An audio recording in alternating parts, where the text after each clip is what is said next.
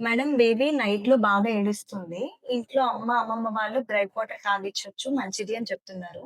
మీ suggestion ఏంటి ma'am? అవునమ్మా. పిల్లలుండే అన్ని ఇళ్లల్లో ఎక్కువగా ఉండే కన్సర్న్ ఇది. గ్రైప్ వాటర్ చాలా మంది ఇంతకుముందు తాపిచ్చేవాళ్ళు కదా!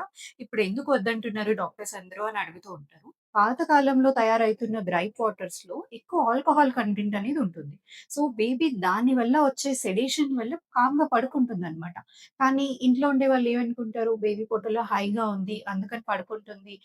అసిడిటీ అనేది లేదు, కోలిక్ పెయిన్ అనేది బేబీకి ఉండట్లేదు అనుకుంటారు. కానీ అది ఆల్కహాల్ వల్ల వచ్చిన సెడేషన్ వల్ల బేబీ మత్తులో ఉండి పడుకుంటుంది. అది ఆరోగ్యానికి చాలా హానికరం. ఇంకొకటి ఆ తర్వాత ప్రొడ్యూస్ అయితున్న గ్రైప్ వాటర్స్‌లో ఆల్కహాల్‌ని షుగర్‌తో రీప్లేస్ చేశారు. సో, దానివల్ల ఏమవుతుందంటే ఈ షుగర్ వల్ల బేబీకి అడిక్టివ్‌గా ఉండి అదొక హాబిట్ ఫార్మింగ్ లాగా అయిపోతుంది. మనందరికీ తెలిసిన విషయమే లెస్ థాన్ 1 ఇయర్ పిల్లలకి అసలు షుగర్ అనేది ఇవ్వకూడదు.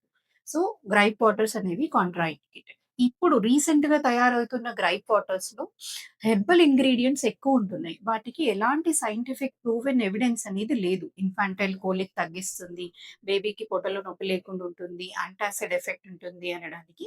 ఇంకొకటి సోడా బైకార్బోనేట్ అనే ఇంగ్రీడియెంట్ ఉండడం వల్ల బేబీకి న్యూరలాజికల్ ప్రాబ్లమ్స్ రావడము, ఆల్కలోసిస్ రావడము ఉంటుంది. సో, గ్రైప్ వాటర్ చిన్న పిల్లలు అస్సలు ఇవ్వకూడదు.